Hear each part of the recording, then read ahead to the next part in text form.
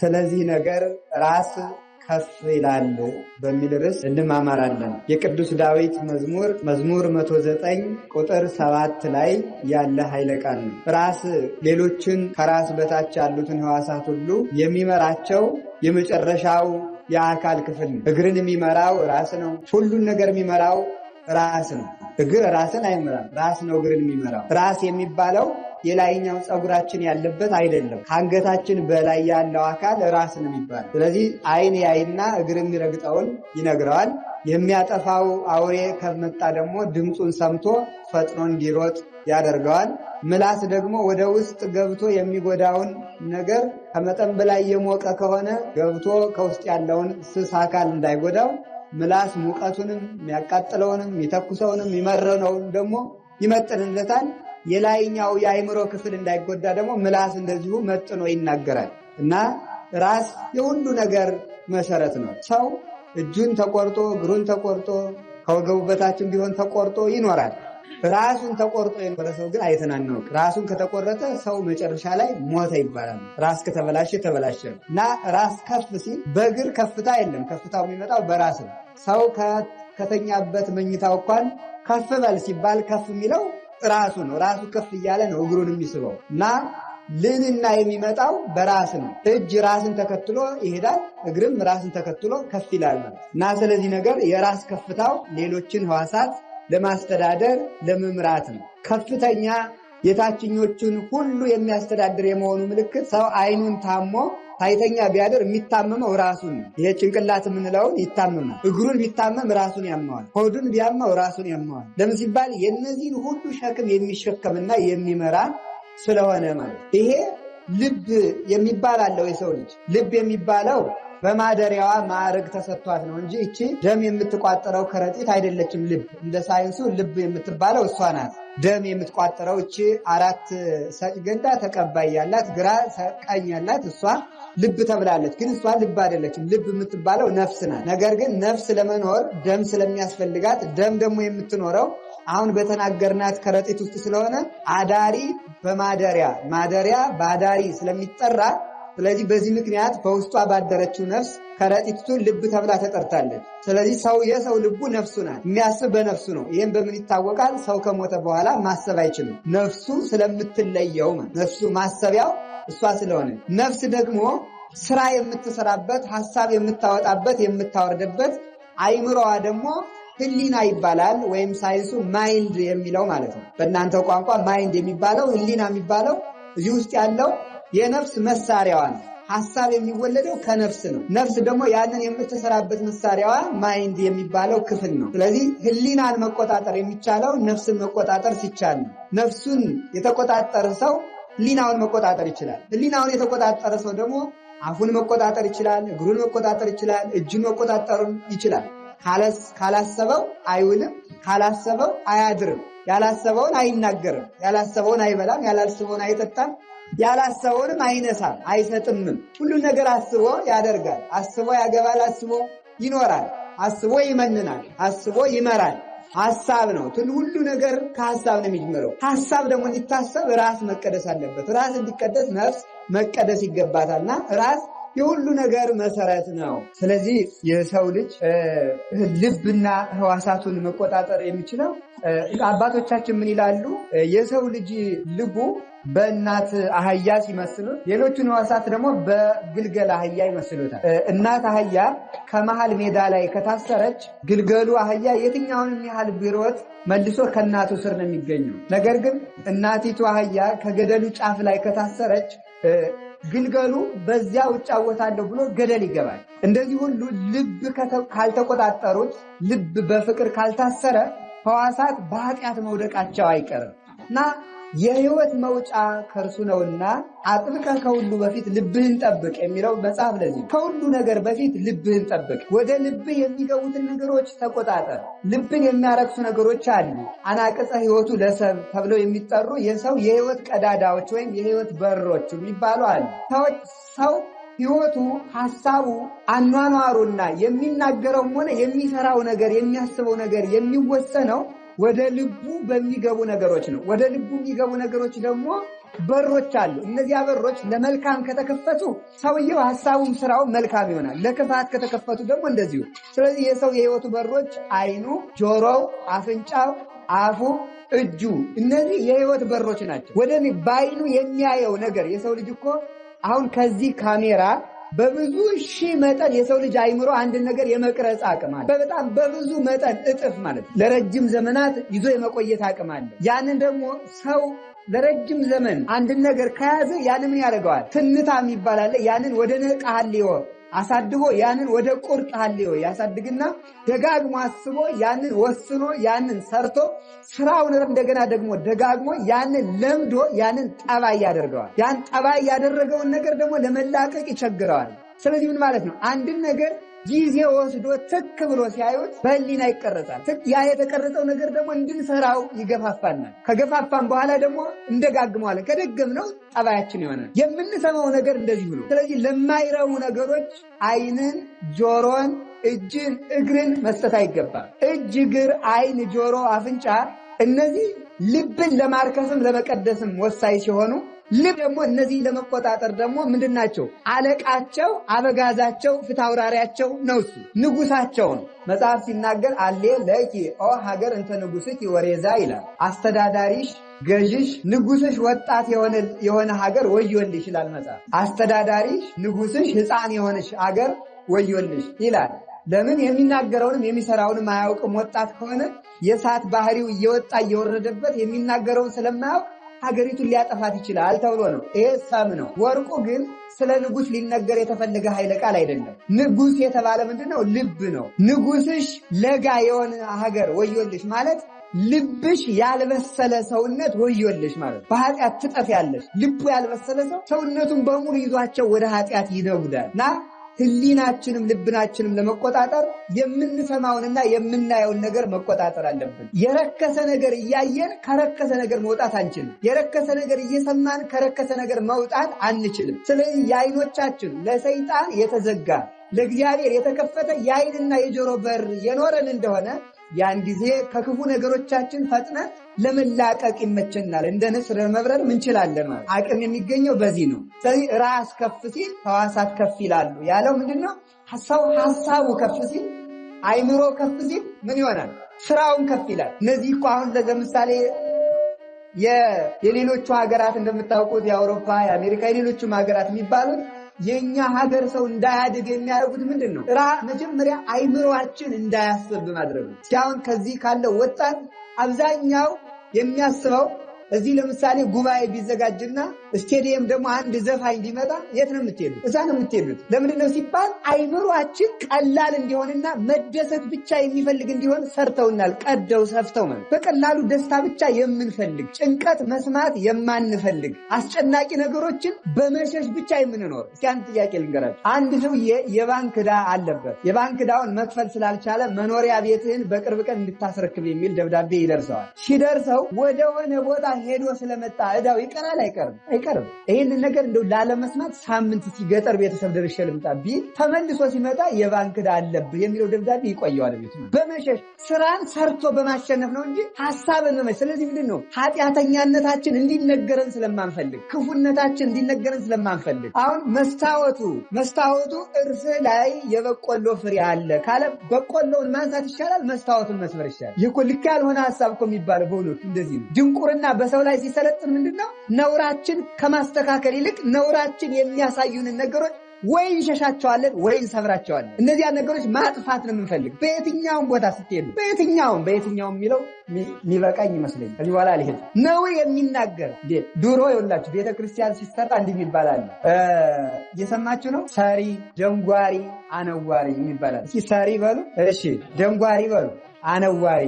በድሮ ዘመን አርኪቴክቸር ሳይኖር ቤተክርስቲያን ሲሰራ የድሮ መሐንዲሶች ናቸው። የድሮ በድንጋይ የሚሰሩት ግሩም አናጺዎች ናቸው። ሰሪ የሚባለው ድንጋዩን የሚጠርበው እንጨቱን የሚጠርበው የሚያስተካክለው ነው።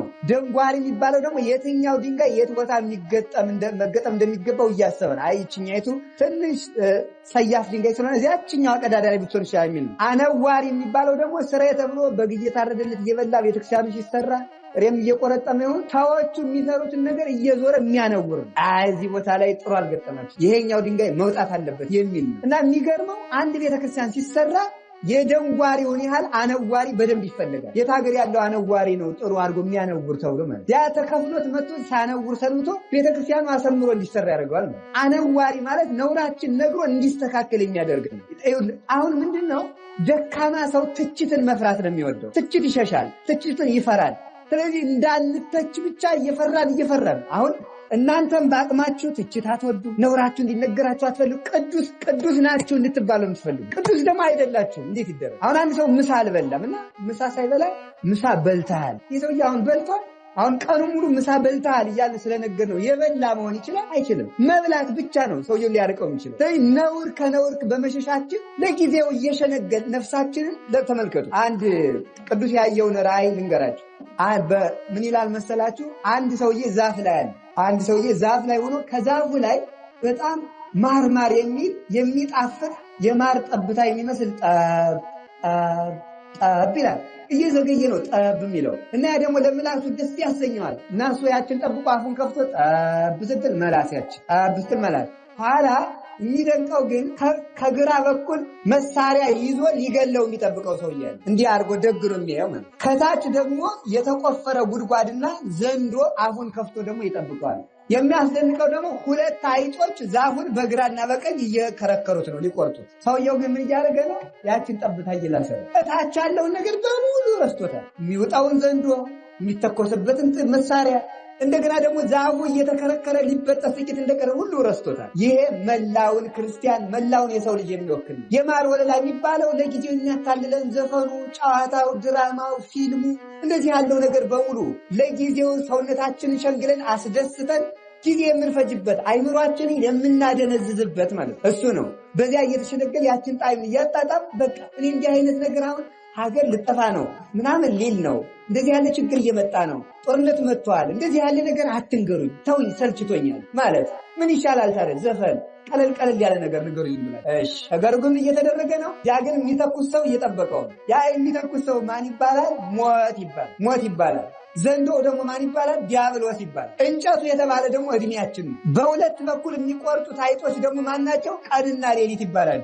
እነዚህ አንድ ቀን ስናድር ዛሬ ስትውል ማታ ስታድር አይጥ ነው። ይሄ እድሜ እየተቆረቆረ ነው፣ እየተከረከረ ማለት ወይ ማክሰኞ ወይ ረቡዕ ብጥስ ይላል። ከዚያ በኋላ ምን ይሆናል? መጨረሻ ላይ ሞት ይጠብቀናል ማለት። በቀላሉ መታለልን ከመታለል እንዲያውም አንድ ቅዱስ እንጦንስ የሚናገረው የሰው ልጅ ከእንስሳት የሚበልጠው የማይታለል የሆነ እንደሆነ ነው ይላል። የሰው ልጅ ከመታለል ከወጣ ምን ይሆናል? እሱ ሰው ነው ማለት ነው። መታለልን መለየት ካልቻለና ካላሸነፈ ግን ከእንስሳት ብልጫ የለው። ማስተዋል የሌላት ነፍስ እሷ እንስሳ ናት ነው የሚለው። ኢማዋቲነቱ ገብቶት ለሕያውነቱ የማይሰራ ሰውነት እሱ የሞተ ነው እና ይህ ሁሉ የሚኖረን የሐሳብ ቅድስና ሲኖረን ነው። ማሰብ ስንጀምር ነው። ማሰብ በጣም ግሩም ነገር ነው። ሰዎች አስበው ያጠፋሉ። ቢያንስ እኛ አስበን መዳን አለብን።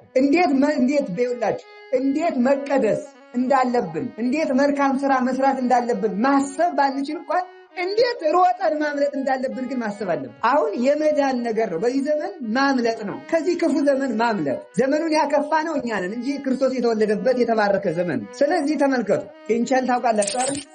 ጥንቸልና ውሻ፣ ጥንቸሊቱ እየሮጠች ውሻው እየተከተለ ሄደ። አንድ ቀን ጥንቸሊቱ አሸነፈች። አሁን ጥንቸል ውሻን በሩጫ እንደማታሸንፍ ይታወቃል። አንድ ቀን ግን ረታችውና አመለጠች። እና ለምንድን ነው ዛሬ አመለጥሽው ስትባል ምን ብላ መለሰች መሰላችሁ? የዛሬው ሩጫ ለመትረፍ ስለሆነ ነው። ለመትረፍ ስለሆነ ዛሬ ሙሉ አቅሟን ተጠቅሜያለሁ።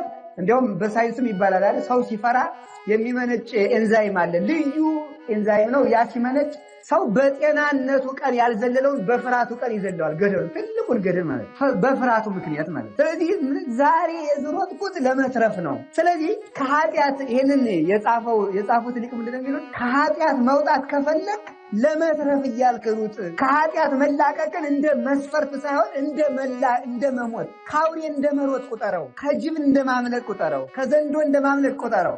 ለመኖር ሩጥ፣ ለመትረፍ ሩጥ። ከሚወጡ ነገሮች እየሮጥክ እንደሆነ አስበህ ስትሮጥ ከኃጢአቶች ፈጥነህ መውጣት ትችላለህ ይላል። ስለዚህ አይምሯችንን ከፍ ያድርግልን እግዚአብሔር።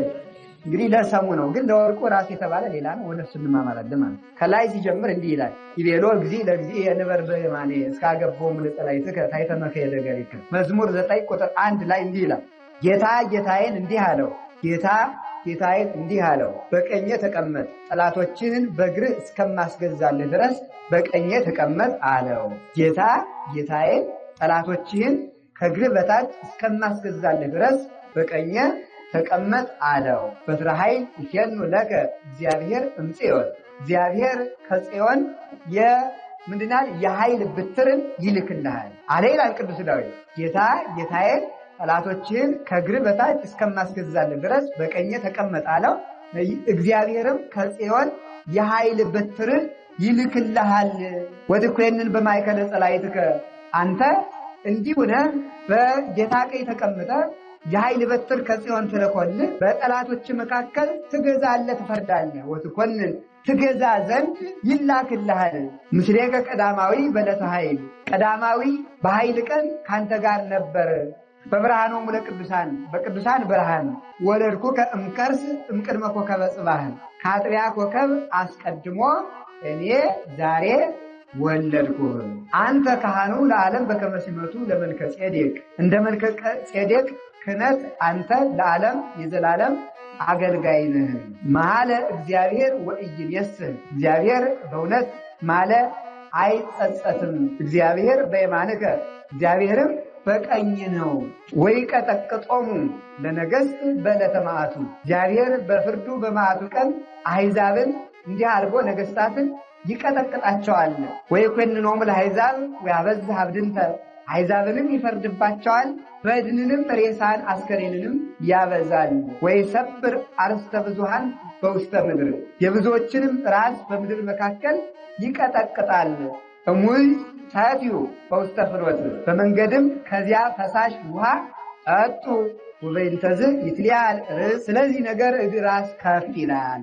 ሙሉ ምዕራፉ ማለት ነው። ስለ ቃሉ እግዚአብሔር ስሙ የተመሰገነ ይሁን። አሁን ከላይ ጀምረ ስንመጣ ጌታ ጌታዬን ያለው ይህ መዝሙረ ዳዊት መዝሙር 9 መዝሙረ ዳዊት መዝሙር 9 ትንቢት በእንተ ክርስቶስ ይባላል። ስለ ክርስቶስ የተነገረ ምዕራፍ ማለት ነው። ስለ ክርስቶስ የተነገረ ምዕራፍ ነው። መዝሙር 109 ጌታ ጌታዬን ያለው ጌታ ያለው አብን ነው። ጌታዬ ያለው ወልድን ነው። ጌታ ጌታ ጌታ ሲባሉ ሶስት ጌቶች ሆነው ሳይሆን አንድ ጌታ መሆናቸው፣ ሶስቱም በአንድ ጌትነት የሰለጠኑ መሆናቸው፣ በጌትነት የተካከሉ ሪና መለኮት እንዳላቸው ለማስረዳት ጌታ ጌታዬን በቀኜ ተቀመጥ አለው። ይህ በቀኜ ተቀመጥ አለው ሲባል ተመልከቱ። በቀኜ ተቀመጥ አለው ክርስቶስ ወይም ወልድ አብ ወልድን ነው እንደዚህ ያለው። ወልድ በዚያ መንበር ላይ ያልተቀመጠ ሆኖ ከዚህ በኋላ በዚያ መንበር ላይ እንዲቀመጥ ተፈቀደለት ማለት አይደለም።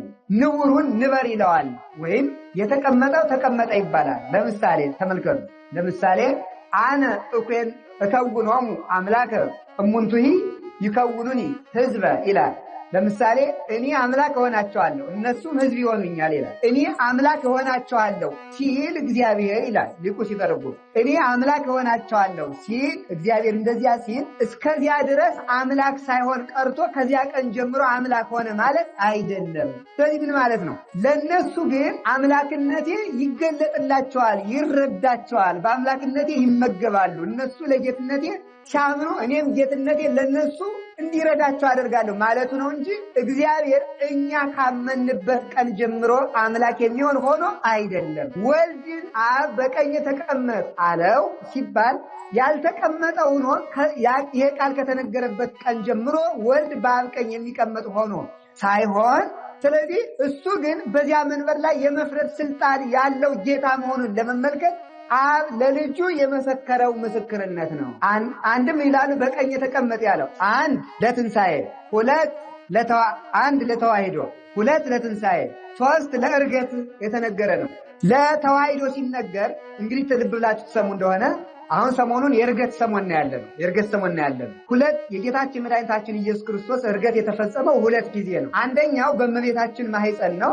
ሁለተኛው ክርስቶስ ሞቶ ከተነሳ በ40ኛው ቀን የተከሰተው ነው የተደረገው ነው አሁን ያከበር ነው። በእመቤታችን ማኅፀን የተደረገው ዕርገት ምንድነው ሲባል አምላክ ከሰማይ ወርዶ በእመቤታችን ማኅፀን ሲያድር ስጋን ሲለብስ ያ ከመቤታችን የለበሰው ስጋ ከሰማይ የወረደ አምላክን ሲዋሃድ ከሰማይ የወረደውን የአምላክን ክብር ተቀብሎ ወይም በተዋሂዶ ገንዘብ አድርጎ አምላክ ሆኖ ጠባብ የነበረው ስጋ በአምላክ ስፋት በሰማይና በምድር በአየርና በቀላያት በእመቃት ሁሉ የሰፋ የመላ ሆነ። ውሱን የነበረው አላዋቂ የነበረው አዋቂነት ገንዘቡ ሆነ። መዋቲ የነበረው ኢመዋቲነት ገንዘቡ ሆነ። ደካማ የነበረው ኃያልነት ገንዘቡ ሆነ። ያንን ገንዘብ ሲያድር ስጋ ተመልከቱ፣ ቃል በእመቤታችን ማኅፀን ሲያድር ስጋ ደግሞ በዘባነ ኪሩብ ነበረ ወይም ተቀመጠ። በኪሩቤል ጀርባ ላይ ተቀምጦ የሚመሰገን ሆነ እና የእመቤታችን ማኅፀን የቃል ርደት የስጋ እርገት የተፈጸመባት ነው። ክርስቶስ ከእመቤታችን የለበሰው ስጋ ያረገው በእመቤታችን ማኅፀን እያለ በእመቤታችን ማኅፀን እያለ ያ ስጋ መልዕልተ ኪሩቤል ሆኖ በሱራፌል ይመሰገን ነበረ። ቃል የማርያም ልጅ በሆነ ጊዜ የእመቤታችን ልጅ ሲሆን ስጋ ደግሞ የአብ የባሕሪ ልጅ ሆኗል። በስጋ ርስት በስጋ በቃል ገንዘብ በቃል ርስት ማለት ነው። ይህ ተዋሂዶ ይባላል። ይህ ተዋሂዶ ይባላል።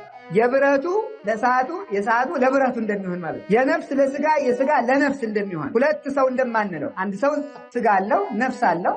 ገብረ ሥላሴ ቢባል ገብረ ሥላሴ መጣ እንለዋለን እንጂ ነፍስና ስጋ ስላለው እነ ገብረ ሥላሴ መጡ አንለው። ሰውየው አንድ ነው። ነፍስና ስጋ ግን አለው። የስጋ ገንዘብ ለነፍስ ነው፣ የነፍስ ገንዘብ ለስጋ ነው። ይህ ተዋሂዶ ይባላል። ተዋሂዶ ማለት ሁለት አካል በአንድ አካል ተዋሂዶ ሁለት አንዱን ስራ በአንድ ፈቃድ መስራት ነው። ይህ ተዋሂዶ ስለተፈጸመ እርገቱ የተፈጸመው መቼ ነው ሲባል በእመቤታችን ማኅፀን ነው። ያ ስጋ ለመንበር እንግዳ ስለነበረ አንተ ስጋ ና እንግዲህ ከዚህ በኋላ በተዋሂዶ ጌትነትን ገንዘብ ስላደረግ ና ወደዚህ መንበር ውጣ ተብሎ ተፈቀደለት።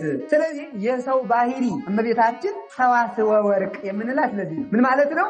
የሰው ባህሪ ወጥቶ ሄዶ በኪሩቤል ጀርባ ላይ እንዲቀመጥ የሆነ በእመቤታችን ማኅፀን ነው። የእርገት መሰረት እመቤታችን ናት። የእርገት መሰረት፣ የመውጣት መሰረት፣ የልዕልና መሰረት፣ ከፍ የማለታችን መሰረታችን እመቤታችን ናት። ሰው ሁሉ ከእመቤታችን ከተነሳ ከፍታውን ወደ ታች የሚገታው እንኳንስ የኛ ሰውነት የአምላክ የለበሰው ሰውነት እንኳን ልዕልናውን የጀመረው ከእመቤታችን ነው። ወደ ሰማይ መውጣት የሚፈልግ ሁሉ ከእመቤታችን ይነሳል። ክርስቶስ የሥጋን እርገት ከእመቤታችን አንስቶ እንዳደረገው ማለት የእርገት መጀመሪያ የከፍታ መጀመሪያ ከእመቤታችን ነው። የውድቀት መጀመሪያ ደግሞ ከየት ይጀመራል ብትሉኝ፣ አዎ ለምሳሌ አንድ እመቤታችን ከየት አንስታ ወደ ላይ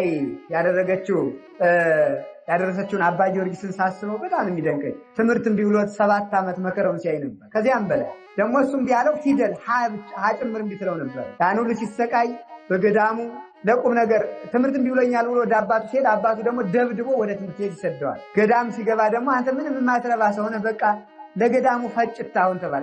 እንደ ዛሬ ገዳማት የዛ ጊዜ መነኮሳት 50 200 100 ብቻ አይደለም 2000 3000 መነኩሴ ነው የሚኖር በአንድ ገዳም። የነዚያን ሁሉ ምግብ የሚፈጨው አባ ጊዮርጊስ ያንን ሁሉ እየፈጨ ደግሞ በቀን 10,000 ስግደት ይሰግዳል። እመቤታችን ደጅ እየጸና ከስዕሏ ፊት እያለቀሰ እኔ ለምከብርበት ለምገንበት ዕውቀት ስጭኝ አላልኩ፣ አንቺን የማመሰግንበት ምስጋና እማትሰጪ ለምንድን ይላል።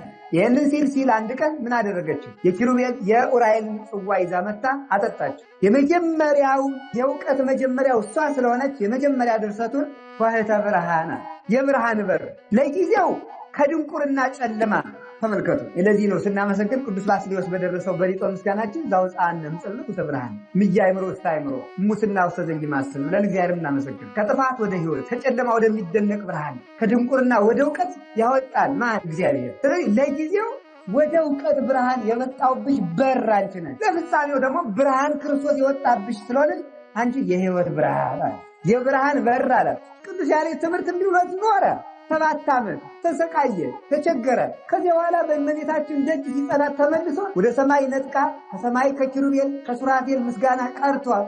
ሲመለስ አክሱም ጽዮን ላይ ገብቶ አንቀጸ ብርሃን አላት። ደግሞ ይኸኛውም የብርሃን በር ነው ያለ፣ ያኛውም የብርሃን በር ነው ያለ። ስለዚህ አባቶቻችን ሁሉ የንጽህና የቅድስና በራቸው እሷ ናት። አምላክ እንኳን እርገቱን የጀመረ በእናታችን በድንግል ማርያም ማኅፀን። ስለዚህ ከዚያ ጀመረ አረገ።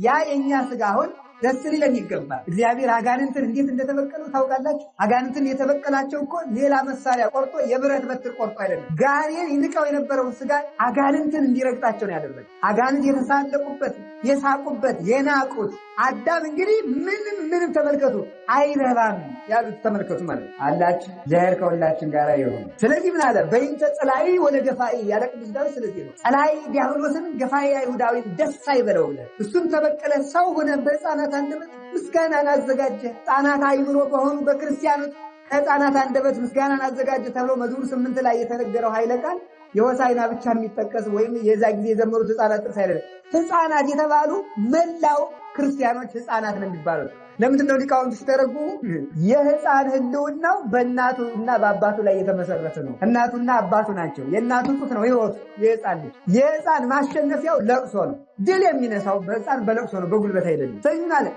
የእኛም ሕይወታችን ከእናታችን ከአባታችን ከእግዚአብሔር ነው። ከዚያ ከተለየን ሕይወታችን ያበቃልና ሕፃናት የተባለ ሕፃን ሕይወቱ በእናትና በአባቱ ነው። ከነሱ ከተለየ አይሆንም፣ አያድግም። ክርስቲያን አባቱ እግዚአብሔር ነው፣ እናቱም እግዚአብሔር ነው። አንተ አቡነ ወአንተ ምን ይለዋል ቅዱስ ያሬድ? አንተ አባታችን ነህ፣ አንተ እናታችን ነህ ይላል። ስለዚህ ተመልከቱ፣ ከሱ ከተለየ ሕይወት የለውም ለማለት ነው። የሕፃን ድል መንሻው ምንድን ነው? ለቅሶ። የክርስቲያኖች ድል መንሻቸው ምንድን ነው? ለቅሶ። ባስልዮስና ጎርጎርዮስ ታውቃላችሁ አይደል? ኡልያኖስ የሚባል ንጉሥ ስቂት ሲያደርጋቸው ምንድን ነው ያደረጉት? ገብተው ከስዕለ መርቆሬዎስ ነው ያለቀሱ። ምን አላደረጉ? ሰራዊት አላደራጁ። ምን አላደረጉ? ገብተው ከቅዱስ መርቆሬዎስ ስዕል ገብተው አለቀሱ። እንባቸውን ረጭተው የዚህ ሰማዕት አምላክ እርዳን ብለው አልቅሰው ወደ ስዕላቸውን ረጭ።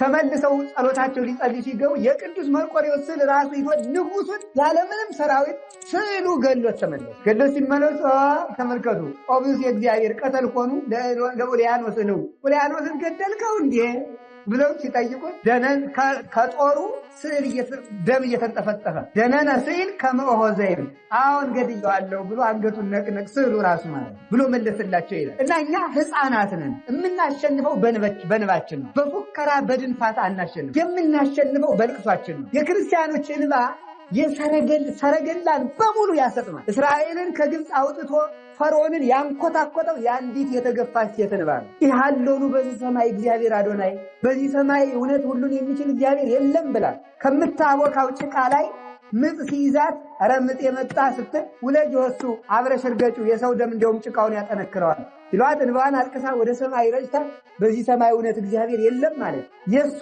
ልቅሶ መላው እስራኤልን ታደጋቸው። 600,000 በላይ 60,000 አጋር እስራኤልን በሙሉ ከግብፅ አወጣቸው። ያን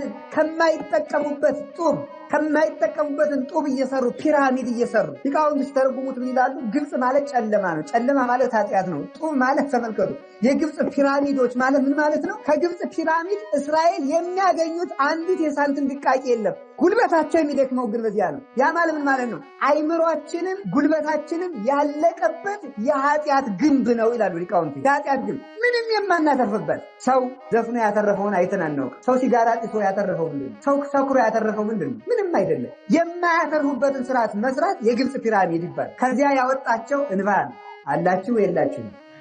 እግዚአብሔር ከሁላችን ጋር ይሁን።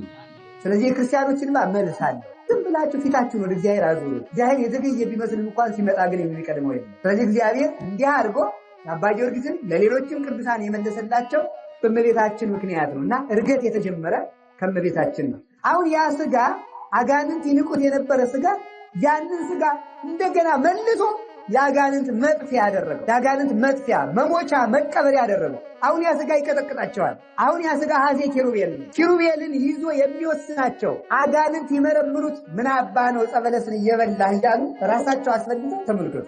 መጀመሪያ ይላል አባ ጊዮርጊስ ሰይጣን ኃጢአትን እንዲሰሩ ያስጎመጃል። ከዚያ በኋላ ወንዝ ያቀድም አስተዋድዮ ደግሞ መጀመሪያ ደግሞ ኃጢአቱን ሰርተን ከመጨረሳችን ቀድሞ ደግሞ ሄዶ ሲከስ የሚገኝ እሱ ነው። ራሱ ያሰራውን የአዳምን ስጋ ማን ጸበለስን ብላል እያለ እየመረመረ እስኪ ተናገር እያለ እየቀጠቀጠ በረቂቅ መዶሻ ይኖር አጋንንት የሚመረምሩት የነበረ ስጋ ዛሬ በእግዚአብሔር ቸርነት በድንግል ማርያም ማኅፀን በተደረገ ተዋሂዶ ህሊና መላእክት የማይመረምሩት ይልቁንም እሱ የሚመረምራቸው ሆኗል። ተመልከቱ።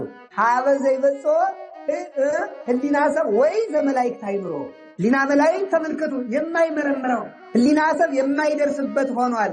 ከቃሉ ጋር ናችሁ። ኪሩቤልን ወስኖ የሚያኖር የኛ ስጋ ነው። አንድ ደራሲ ምንለው ተናገሩ፣ ሰማይ እንግዲህ በላይ ነው ብለህ አትኩራ፣ የኛ ዘመድ ካንተ በላይ ያለና አይደል። የኛ ዘመድ ማለት ምን ማለት ነው? የኛ ስጋ ማለት ክርስቶስ የለበሰው ስጋ አሁን የሰማይ ገዥ ሆኗል። አሁን እኛንን በላይ ማለት ማዕረገ መላእክትን እንደ ጫማ ተጫምቶ በሰማይ ሆኖ አሁን ሰማይና ምድር ያሳልፋቸዋል። አሁን እኮ ክርስቶስ አምላካችን ብቻ አይደለም ዘመዳችን ጭምር። አታውቁም? የኛ ስጋ እኮ ነው። ያው እንግዲህ እንዳይቀዘቅዝ እያነጠፉ ነው። ግን ይሄ ሁሉ የሚደረገው ስለ ክብረ ወንጌል ነው። እሺ ስለ ክብረ ወንጌል ነው።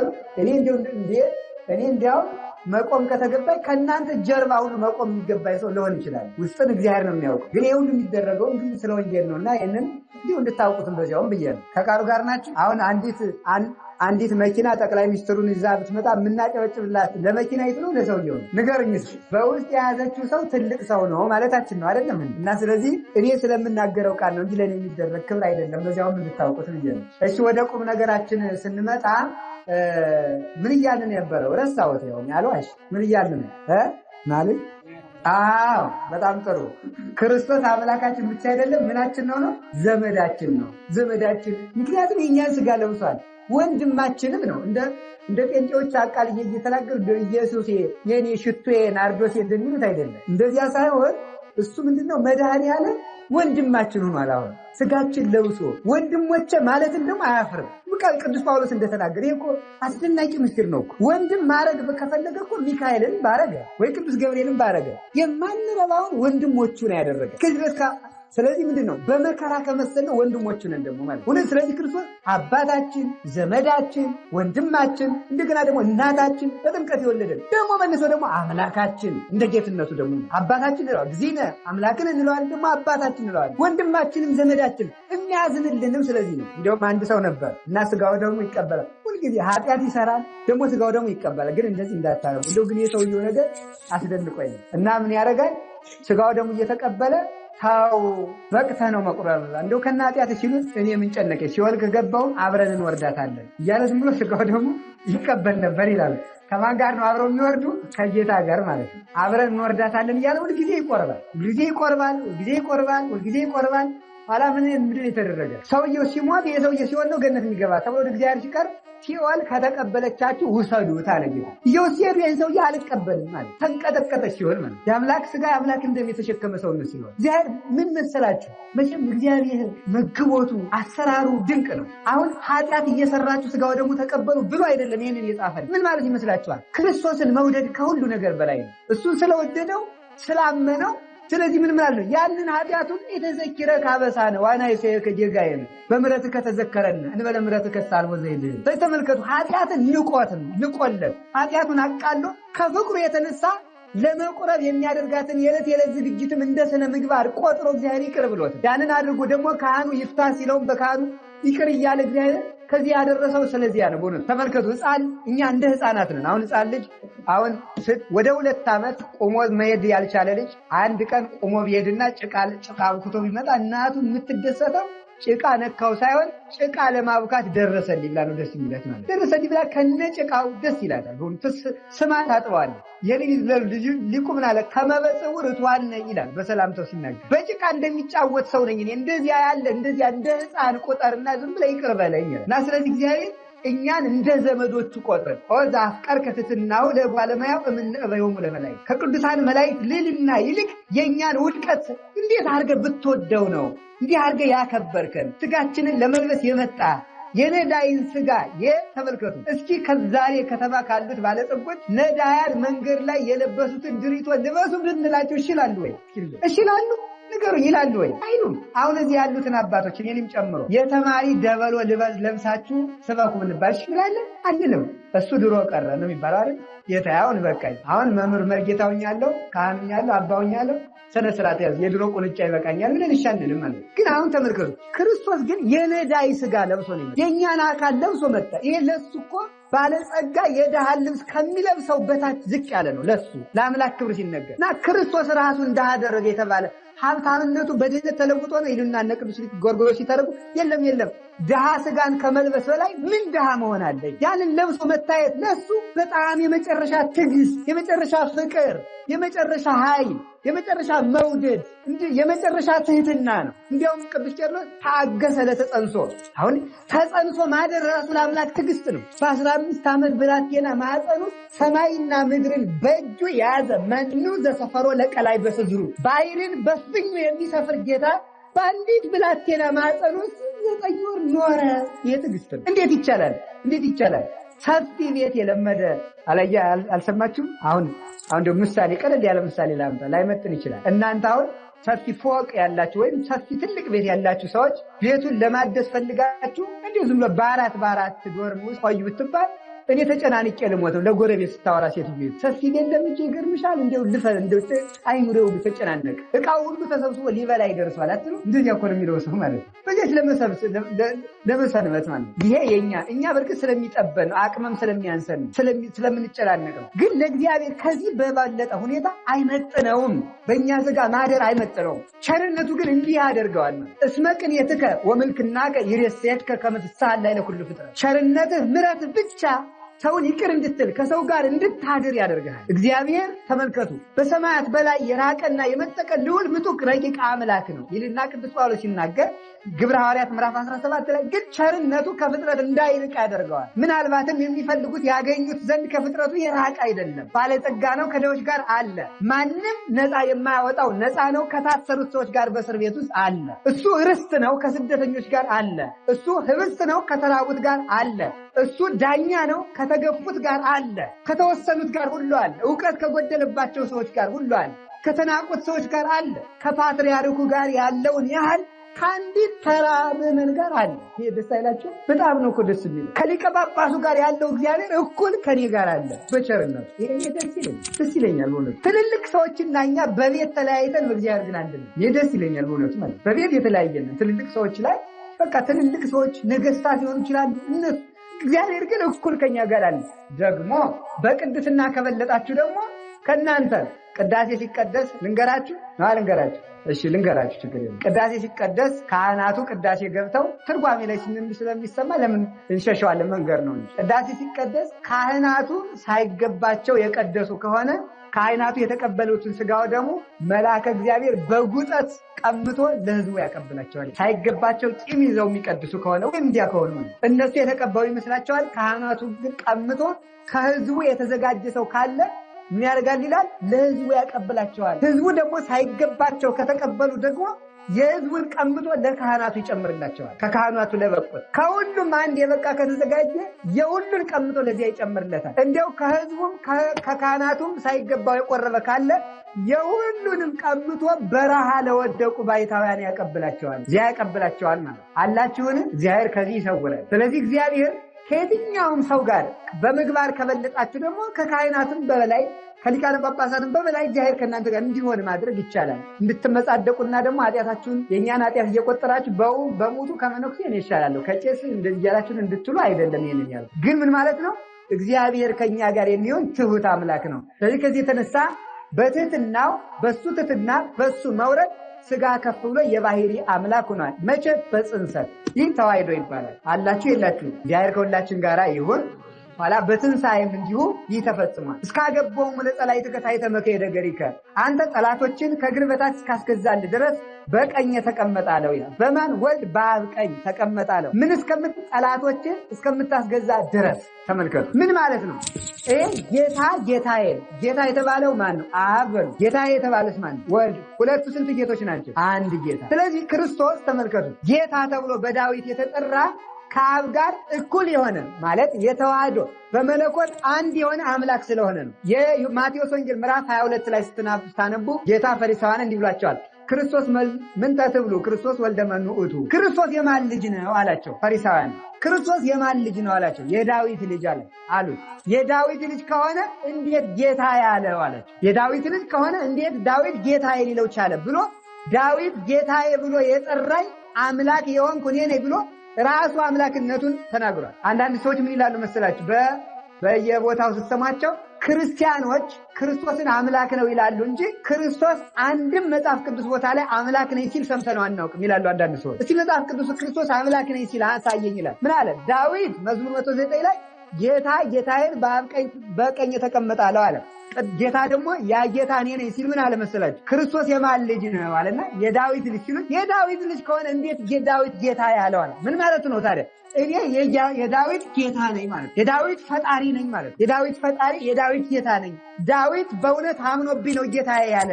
ስለዚህ እኔ ጌታ ነኝ ብሎ መሰከረ። የማቴዎስ ወንጌል ምዕራፍ 22 ላይ ራሱ የቅዱስ ዳዊትን ትንቢት ጠቅሶ እኔ የዳዊት ፈጣሪና ጌታ ነኝ ብሎ ተናግሯል። ያን ጌትነቱን መሰከረ። በቀኝ መቀመጥ ማለት ምን ማለት ነው? በቀኝ እኔ አሁን ቀኝ አለኝ፣ እኔ ግራ አለኝ። የሌለውበት ቦታ ስላለኝ ግራ አለኝ ይባላል። በቀኝም የሌለውበት ቦታ ስላለ ቀኝ አለኝ። በፊትም የሌለውበት አለ። እዚች ላይ ነው ያለው፣ እዚህ ላይ የለውም። በጀርባዬም እንደዚህ። እግዚአብሔር ግን ሁሉም ቦታ ላይ ስላለ ቀኝ የለውም፣ ግራ የለውም፣ ፊት የለውም፣ ኋላ የለውም። ለመለኮት ቀኝና ግራ፣ ፊትና ኋላ፣ ጀርባ የለውም። እሱ መለኮት በሁሉ የመላ ነው። ታዲያ እንደዚህ ከሆነ ቀኝ ማለት ምን ማለት ነው ሲባል ስልጣን ማለት ነው። እስኪ ስልጣን በሉ እንጂ። በመጽሐፍ ቅዱስ ቀኝ ምን ተብሎ ይተረጎማል? ክብር ተብሎ ይተረጎማል። ስልጣን ተብሎ ይተረጎማል። ክብር ለምሳሌ እመቤታችንን ንግስቲቱ በቀኝ ተቆማለች ሲል በክብር ማለት ነው። እንደገና ደግሞ ወልድ ሲሆን ደግሞ በቀኝ ሲሆን ለወልድ በቀኝ ማለትና ለእመቤታችን በቀኝ ማለት እኛም በቀኝ እንቆማለን። በጎችን በየት ያቆማል? በቀኝ። ምን ማለት ነው ማለት? በክብር ማለት። እኛን በቀኝ ሲላል በክብር፣ እመቤታችን በቀኝ ሲላል በክብር። የእሷ ደግሞ ክብሩ ከኛ ሲለይ በአማላጅነት ይሆናል። ወልድ በአብ ቀኝ ሲባል ደግሞ በአብ ስልጣን ማለት ነው። በአብ ስልጣን ሆኑ በአብ ስልጣን። ስለዚህ መጽሐፍ ቅዱስ ላይ ወልድ በአብ ቀኝ ተቀመጠ ማለት ነው። በአብ ስልጣን ጸንቶ የሚኖር የአብ ስልጣን ያለው ጌታ ነው ይላል። ለምን ሲባል አምላክ መንበሩን ለማንም አያጋራምና፣ በአምላክ መንበሩ ላይ ፍጡር መቀመጥ አይችልምና። በቀኝ ማለት ስልጣን ማለት እስመ ብሂለ የማን ያእምር ሀበ ተዋሕዶቶሙ በክብር። ምን ማለት ነው? ቀኝ ማለት የክብር አንድነታቸውን ያመለክታል። ለምሳሌ መዝሙር 117 ላይ ስታነቡ የማነት እግዚአብሔር ገብረት ኃይለ የማነ እግዚአብሔር አልዓላት ተኒ ይላል። የእግዚአብሔር ቀኝ ኃይልን አደረገች፣ የእግዚአብሔር ቀኝ ከፍ ከፍ አደረገች ይላል። የእግዚአብሔር ቀኝ ከፍ ከፍ አደረገች ካለ የእግዚአብሔር ግራ አይረዳም እንዴ? ታዲያ ምን ማለት ነው? ግራና ቀኝ የለውም። የእግዚአብሔር ቀኝ ሲል የእግዚአብሔር ስልጣን ማለት እስመ እግዚአብሔር ምን ማለት ነው? እስመ በየማነ የውእቱ ዘልፈር የሆነ እግዚአብሔር ከመቅድሚያ የውእቱ በኩል ጊዜ ካለ በኋላ ምንድነው? እስመ በየማነ የውእቱ ከመይታ ሐወክ ይላል ቅዱስ ዳዊት። እንዳልታወቅ እግዚአብሔር በቀኝ ነው ይላል። እግዚአብሔር በግራችን የለም እንዴ? አለ።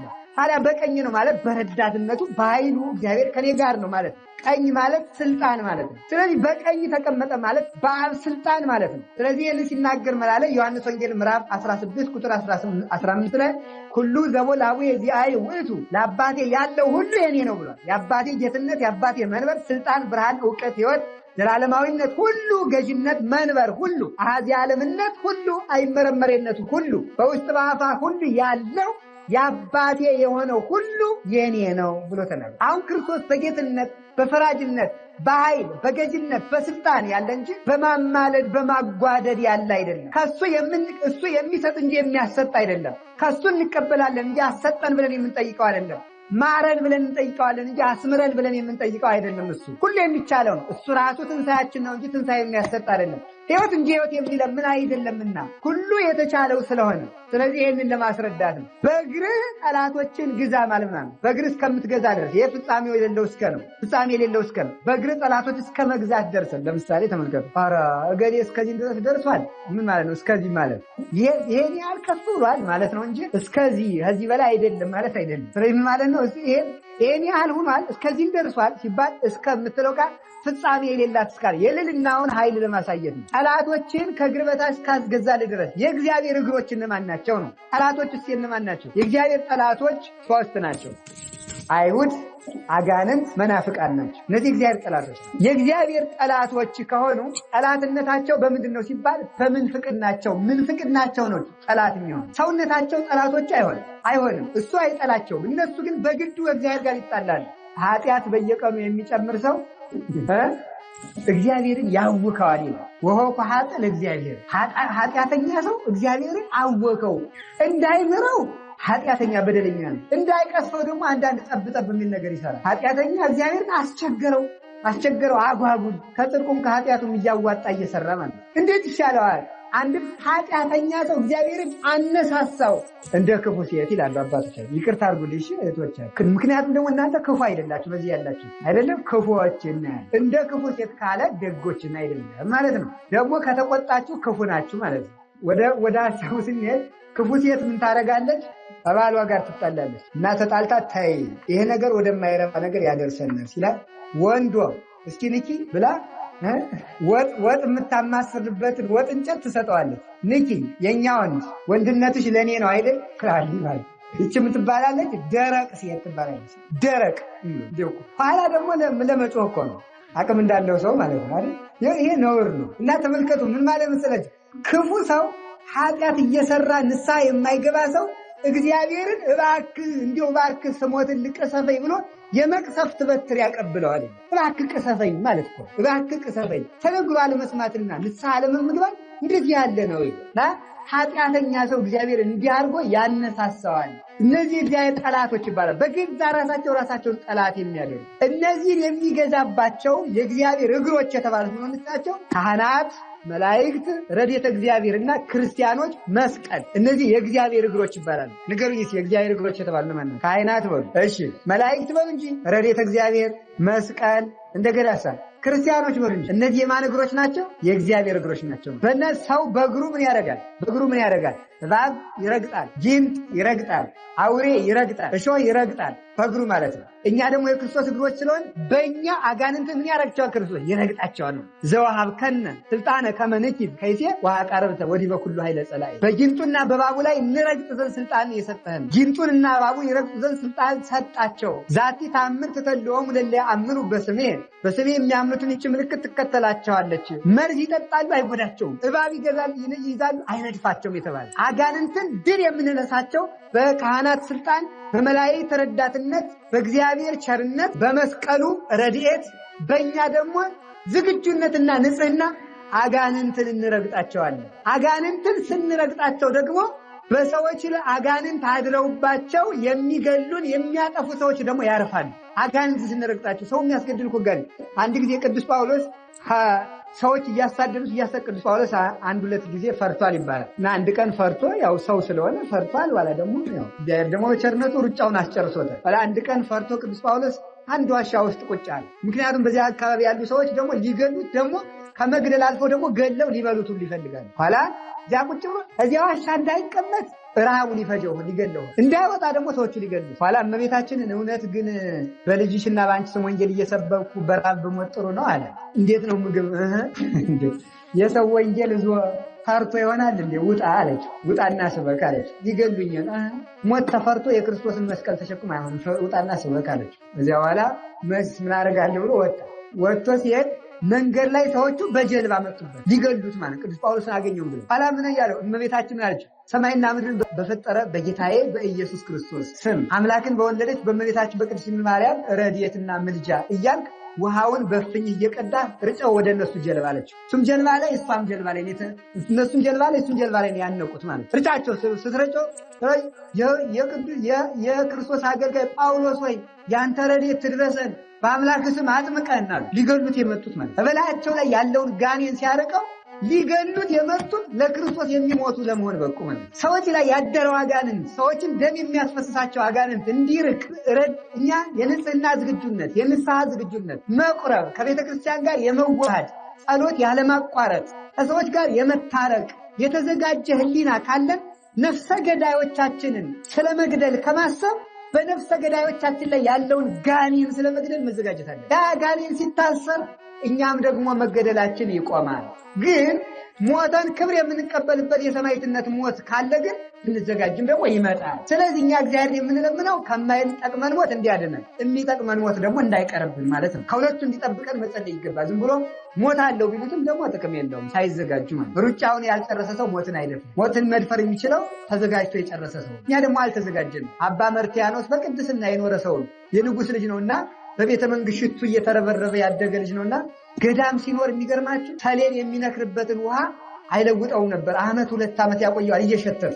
ለምንድን ነው እንደዚህ የምታረግ ሲባል በቤተ መንግስት እየተረበረብኩ ስለተቀበልኳቸው ሽቶዎች እግዚአብሔር ኃጢአቴን ይቅር እንዲለኝ ይሄን የሸተተ ውሃ ሸታለሁ። እንዲህ እያደረገ ፍጹም የእግዚአብሔርን ቸርነት የሚያስብ ሰው ነበር። ከመነኮሳት ጋር ተሰብስቦ ሲኖር ዝም ይላል፣ አያወጋም ነበር። ለምንድን ነው አባታችን ንቀህ ነው ሲሉት አይደለም ንቄ ሳይሆን ከእግዚአብሔርም ከሰውም ጋር በአንድ ጊዜ መሆን ስለማይቻል ይላቸው ነበር። እንዲህ ያለው ቅዱስ አባት በንጽህና በትህርምት የኖረው አባት ሲሞት ፈራ።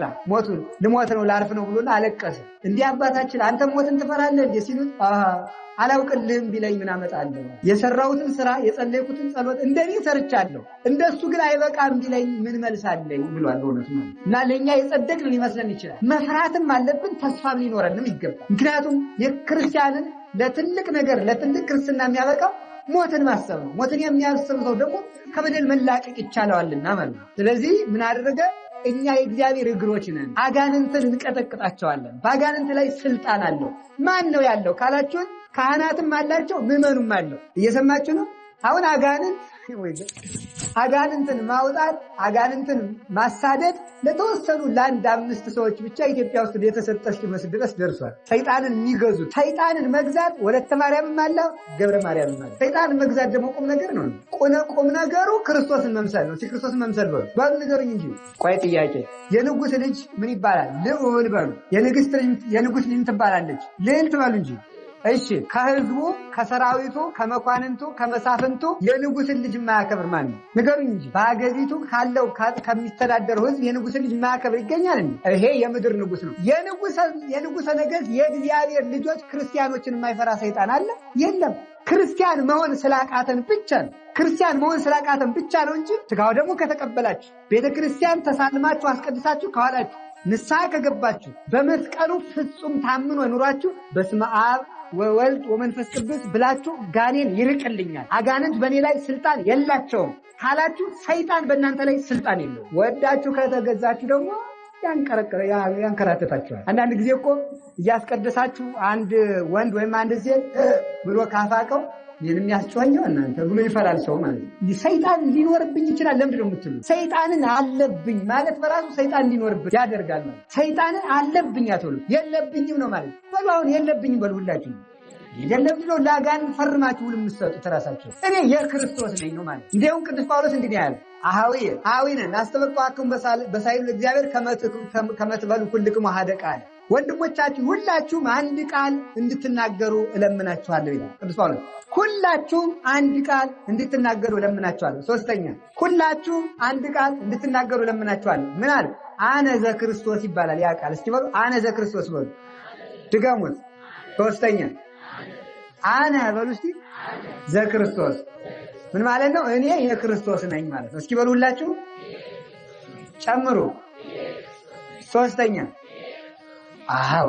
እንደዚህ ነው ማለት ያለው። ስትተኙ ስትወጡ የፈለገ ኃጢአትም ስሩ ሲሆን አትስሩ። እየሰራችሁም ቢሆን ግን የክርስቶስ ነኝ በሉ። ግድ የላችሁ እየሰራችሁ እየወደቃችሁም ቢሆን የክርስቶስ ነኝ በሉ። የጋኔን ነኝ አትበሉ። የክርስቶስ ነኝ ማለት ስትጀምሩ ስጋችሁም የክርስቶስን ስራ መስራት ይጀምራል። ክርስቶስም ይረዳችኋል። ትቶኛል አሃዊነ ኢንፈቅር ትኩኑ አብዳነ በእንተ መንፈስ ቅዱስ። ወንድሞቻችን ቆሮንቶስ 12 ላይ አንደኛ ቆሮንቶስ 12 ላይ ቅዱስ ጳውሎስ ይናገራል። ወንድሞቻችን ስለ መንፈስ ቅዱስ ሞኞች እንድትሆኑ አንፈቅድም። ስለ መንፈስ ቅዱስ ሞኞች አትሆኑ ማለት ምን ማለት ነው? መንፈስ ቅዱስ በእናንተ አድሮ እያለ ግን በእናንተ ላይ ታምር ሲሰራ ስላላያችሁት መንፈስ ቅዱስ ተለይቶኛል አትበሉ። የለመናችሁት ጥያቄ ስላልተመለሰላችሁ እኔ መንፈስ ቅዱስ ከኔ ጋር የለም አትበሉ። እግዚአብሔር ርቆኛል ማለት እግዚአብሔርን ያርቃል አላችሁ። አንድ ሰውዬ ነበር። መንፈስ ቅዱስ በምን ተመስሏል? በመጽሐፍ ቅዱስ በርግብ ተመስሏል። በምን? ርግብ አንድ ጠባይ አላት። ጠባይዋ ምንድን ነው? ጎጆዋን ቢያፈርሱባት ይቅርታ ጫጩቶቿን ቢገሉባት ጎጆዋን ካላፈረሱባት አትጥለው አትሄድም። የዋህ ጫጩቶቿ ሙተውም የትገኛለች ጎጆዋ። ጎጆው ከፈረሰ ግን አትኖርም። መንፈስ ቅዱስ በርግብ አምሳሌ የጥምቀት ዕለት የወረደው የፈለገ ኃጢአት ቢሰሩ ግንቡን ማፍረስ ማለት ግን መካድ ነው። የፈለገ ኃጢአት ቢሰሩ ካልካዱት ጨርሶ አይርቅም። ካልካዱት ምን አይልም አልኳችሁ? ጨርሶ አይርቅ። ራቅ ብሎ ይጠብቀን። ግን አብሮን ግን አይሆንም። ራቅ ብሎ በዚህ ይጠብቀናል ማለት ነው። ራቅ ብሎ ይጠብቀን። እግዚአብሔር ተለይቶኛል አንተ። አንድ ሰው ነበረ መነኩሴ ነው እና ያ መቼስ ዲያብሎስ አያደርገው የለውም። የአንድ የጣዖት ልጅ ሴት እንዲወድ አደረገው። መነኩሴው ሴት ናት እና ያችን ምን አለ ሄዶ ደግሞ አላፈረም። ሰይጣን እዚህ በኋላ ኃጢአትን በህሊና ካሰለጠነ በኋላ ሀፍረት ጭምር ነው የሚያሳልጥ። አሁን መነኩሴ አጋቡ ቢል አያሳፍርም? እንዲያው ኮንግሩ ያሳፍራል አይደል? ግን ይሄንን ጭምር ያስረሳል ሰይጣን ተንኮሉ ማለት ወላድ ሄዶ ልጅን አጋባኝ አለው። ቆይ እስቲ ጣዖቱን ልጠይቀው ብሎ አምላኬ ልጠይቅ ብሎ አማከረ። በጣዖቱ ላይ ያደረው ሰይጣን ምን አለ? ቆብን ጣልና ልስጥህ በለው። ቆቡን ጣል። ቆቡን ሲጥል መንፈስ ቅዱስ በርግብ አምሳል ወጥቶ ራቅ ብሎ ተቀመጠ። ኋላ በል እንጂ ልጅቱን ስጠኝ አለ። አይ ፈጣሪው ጨርሶ ስላልተለየው ቆይ ጥቂት በለዋል። ምን እንዲል ነው እንዲክድ ማለት ካልካደ መንፈስ ቅዱስ ራቅ ብሎ ነው የተቀመጠው እንጂ ጥሎት አይደለም፣ ሃይማኖቱን ስላልካደ ማለት። ኋላ 21 ቀን ጠበቀ፣ አልሰጠውም። ኋላ በ21 ቀኑ ምን አለ መሰላችሁ? ባዛራ አልጥቂት ቆይ በለዋል። ይሄማ ታቆም የመፈጣሪ የምተጣልቸማ አይሆን ትቸዋለሁ ብሎ አሁን ብድግ አድርጎ ለብሶ ጸሎትን ጀመረ።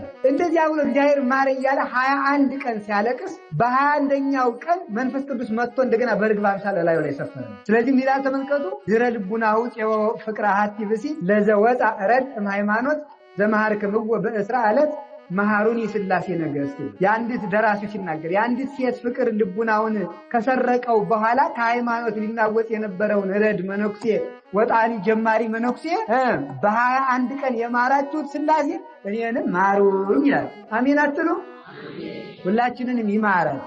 ስለዚህ እግዚአብሔር ትቶኛል፣ አጋንንት እየተጫወተብኝ ነው፣ እንደዚህ ፈጽሞ ማለት አይገባም። እግዚአብሔር በእኛ ታምር ካላደረገ እንዲህ ካላደረገ ብለን እግዚአብሔር ትቶኛል እንደማለት ያለ ነገር የለም እና እግዚአብሔር ከኛ ጋር ነው። በዚህ ደስ ይበላችሁ። እግዚአብሔር ሁልጊዜም ከኛ ጋር ነው። ምንም ነገር ብንሆን እግዚአብሔር ከኛ ጋር ተከትሎን ይፈልገናል እንጂ ትቶን አያውቅም።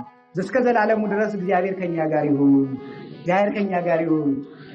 ሰው ቢጠላችሁ፣ ሰው ቢሸሻችሁ፣ ብታጡ፣ ጓደኛም ቢከዳችሁ፣ ምንም ብትሆኑ ማለዳም ተነስታችሁ ገንዘብ ብታጡ፣ ስራም ብታጡ፣ ቢቸግራችሁ፣ ምንም ነገር ዳኛም ባይፈርድላችሁ ዝም ብላችሁ አንድ ቃል በሉ፣ እግዚአብሔር ከኔ ጋር ነው በሉት። ሁላችሁ እግዚአብሔር ከማን ጋር ነው? በቃ አማኑኤል የሚለው ቃል በጣም ግርም ነው የሚለኝ። እግዚአብሔር ከኛ ጋር ነው። በስጋዌ ይሄ የተስፋ ስሙ ነው። የክርስቶስ የተስፋ ስሙ ነው። ለኛ ተስፋ የሚሰጠን ነገር ነው። ይሄን ያለው ሰው ጉልበት አግኝቶ በአጋንንት ላይ መሰልጠን ይቻላል እና አጋንንትን ማንቀጥቀጥ፣ አጋንንትን ማሸነፍ፣ አጋንንትን ድል መንሳት ለማንኛውም ክርስቲያን የተሰጠ ስልጣን፣ ለማንኛውም ክርስቲያን። ስለዚህ ሁላችሁ ስለምንሸነፍ ስለምንጠራጠር ነው እንጂ አጋንንት በእኛ ላይ ደግሞ ልንገራችሁ፣ አጋንንትን ለማባረር እንደዚያ ለማድረግ አጋንንት ጋር ለመፎካከር አይደለም ክርስቲያን የሆነው። ክርስቲያን የሆነው ክርስቶስን ለመምሰል ነው። እስኪ በሉ ክርስቶስን ስንመስል ነው አጋንንትን የምናሸንፈው እንጂ አጋንንትን ቁም ነገር እኮ አይሏቸው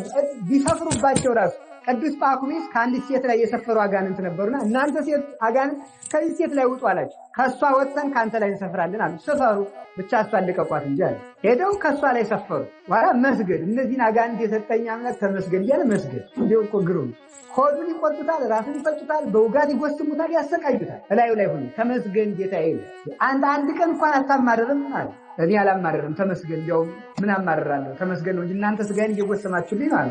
ኧረ ከዚህ ሰውዬ ጋር አንኖርም፣ ይህ ሰውዬ ማን ያድራል ብለው ቆዩ ጥቂት አላቸው። አንተ ጋር ማን ይኖራል ብለው ተቃጥለው ጥለውት፣ ምክንያቱም ቢያማርሩ ነው ይቆዩ ነበር። ስላመሰገኑ ይሄዱ ማለት እና ሰይጣን እንደ ቁም ነገር ቀርቶ አሁን ሰው በአጋንንት ታስሯል። የእግዚአብሔርን ሕዝብ ለምን ነው ሞኝ የምትሆኑት? እናንተ ውድ የእግዚአብሔር ገንዘቦች ናችሁ። በአርአያው በአምሳሉ የፈጠራችሁ በደሙ የገዛችሁ ፍጡራን ናችሁ። ራሳችሁን በከንቱ አሳልፋችሁ ለሰይጣን አትሸጡ። አሁን ትውልዱን ጋኔን አስሮታል፣ ታስረናል። 8ኛው በቃ ሰይጣን ከማሰሪያው ተፈቷል። ሰው ሁሉ ተተብትቧል። ጸሎትም አይሰማም። እንዲሁ እንለፋለን እንጂ ተሰብቆም ሰው አይድንም። ይድናል። መች አያችሁት ሰው እንደማይድን? ኧረ ይድናል። ለምን አልድን? እንዲሁም ይገርማቸዋል። እግዚአብሔር የሚወደው ትልቅ ሰው ማለት ከኃጢአቴ መቼ ነው የምንለወጥ እያለ የሚያስብ ሰው። ባንለወጥም እንኳን መቼ ነው ኃጢአቴ ነፃ የምወጣው ማለታችን ራሱ እግዚአብሔርን ደስ ያሰኛል። ያንን ለቁም ነገር እንድንበቃ ደግሞ ይረዳናል። እንደዚህ ስላችሁ ጊዜ ደግሞ በቅድ እየረካችሁ ትበሉ አላልኩም። ተናዘዙ። የመዳን ቀን መቼ ነው? ዛሬ በሉ እንጂ የመዳን ቀን መቼ ነው? ስለዚህ እግዚአብሔር እግሮቹ ስላደረገን ስሙ የተመሰገነ ነው። እግሮቹ ስላደረገን እሱ ምንድነው? ራስ በሉ እንጂ እኛ ምንድነን? እግር ነን ማለት። አሁን የምንቀጠቅጥ ይሄ እግረ እግዚአብሔር ነው። ይሄ መስቀል ካህናት አባቶቻችን የእግዚአብሔር እግሮች ናቸው። ካህናት ወደ ቤታችሁ ሲመጡ፣ አባቶች ካህናት ወደ እናንተ ቤት ሲመጡ ስታዩዋቸው ምን ብለን ነው ማሰብ? ምን ብለን ነው ያሰብ? አሁን እግዚአብሔር ራስ ጨዙ እግሩ ነው እየመጡልኝ ነው መኖ የሚባል እንጂ ዝም ብላችሁ አሁን አንዳንዱ ምዕመን የሚሳለመው በይሉኝታ ነው። የስገዴን ካልተሳለምኳቸው ሊከፋቸው ይችላል ብሎ ይሳለማል። ወይም ደግሞ አንዳንዱ ምዕመን ደግሞ ያበሸቁ ከመሰለው ሳይሳለም መሄድ እንዲያየው ሆኖ በትክክል ማለት ዲያቆንም መናጢ ዲያቆን አለቃውን ማብሸቅ ከፈልግ እንዲያ ነው የሚያደርግ። አለቃው እያየው ሳይሳለም ቁጭ ወይም ደግሞ ሳይነሳ ማሳየት። ዲኮ ዲያቆን ቀላል መስሏቸዋል። ደግሞ ጥሩ ናቸው፣ ይገርማቸዋል። ሲያገለግሉ እጹብ ድንቅ ናቸው። ደግሞ ሲተናቆም ማይጠራ ድረስ ነው። አሁን አበሸቀው ዲያቆን ሄዶ ማይኩን ይዘጋዋል። አውስዶ ማለት ነው። ይዘጋውና ቆልፎት ቤቱን ይሄዳል። ቅዳሴም አብቅቷል ማን ይከፍተዋል ብሎ ማለት አይተነስ ነው። እና ተመልከቱ እንደዚያ ማለት ለዚህ መድኃኒቱ ምንድነው? አላየውም አልሰማውም። ተመልከቷል። አንተ ለምንድነው ያልተሳለምክ ካሉ ይቀጥላል። በዚህ እንደምንናደድ ከገባው አንድ ሰው ተመልከቱ እናንተን የሚያናድድ ስራ ሲሰራ አወኩልህ ካሉት የበለጠ ያናድዳቸዋል። ግን ትርጉም አለመስጠት ነው። ለዚያ ሰው ትርጉም ሳይሰጡ መቅረት ነው። ስለዚህ እያልኳቸው ያለሁት ምንድነው? ለአጋንንት ትርጉም ሊሰጣቸው አይገባምና ካህናትን በይሉኝታ መሳለም ስለምታውቁት መሳለም ደስ እንዲለው ብሎ መሳለም ሳይሆን አሁን ይሄንን ስትሳለሙ የክርስቶስን እግር እንደምትሰሙ ማየት። ካህናት ከቤቶቻችሁ ሲመጡ የክርስቶስ እግሮች እንደመጡ ማሰብ። ስለዚህ ምንድነው ያለው? ሄዳችሁ ከደረሳችሁበት ቤት ሰላም ለዚህ ቤት ይሁን። በገዳም የሚኖሩ መነኮሳት እኮ አንድ ወንበዴ አባ ዳንኤል የሚባል የታወቀ ባይታዊ ነበረ ቅዱስ እና ወንበዴው ሄደና ምን አደረገ መሰላችሁ? ከደናግል ከሴቶች ገዳም ሄዶ አባ ዳንኤል ነኝ ክፈቱልኝ ብሎ አንኳኳ። ገዳሙን ከፍተው አስገቡት። እነዚያ ደናግል መነኮሳት አባ ዳንኤል መጣልን ብለው እግረን ነው አጠቡት መስሏቸው ማለት ነው። እንደ አባ ዳንኤል አድርጎ ለብሶ ነው። ግን እሱ ሸፍታ ሕይወታቸውንም ወደ ሌላ አደጋ ሊያደርስ ሊሰርቅም ነው የሄደው። ሴቶች መነኮሳትን ሊያሰቃይ ነው የሄደው። አባ ዳንኤል መጣልን ብለው እነዚያ ደናግል በእምነት እግሩን አጠቡት። እግሩን አጠው እንዴ የአባ ዳንኤል እጣቢማ ውጭ አይደፋም ብለው ከታመመችው እማሆይ ላይ ሲደፉት ዳነች። ሆኖት ነው። ሰውየው ግን ሽፍታ ነው። እነሱ ግን አባ ዳንኤል ነው ብለው ነው ያመኑት። እነዚህ ሰዎች ምን እያደረጉ ነው? እኔ እኮ ወንበዴ ነኝ አላቸው። እኔ ሽፍታ ነኝ ምን እያደረጋችሁ ነው አላቸው። አባ ዳንኤልን አላልክም እኛ አባ ዳንኤል ስለመሰለ የእሳቸውን እግር እንዳጠብ ነው የቆጠሩ። እሱንም አጸጽተው ለምናኔ ያብቅተውታል። በእውነቱ ማለት ካህን ወንበዴ ይሁን ሌባ ልንሆንባችሁ እንችላለን። ስንመጣ ግን እኔ ቤታችሁ አልመጣም። እሺ እንድትጋብዙ ብዬ እየሰበኳችሁ እንዳይመስላችሁ ማለት አያደርሰኝም ብትሉኝም አልመጣም።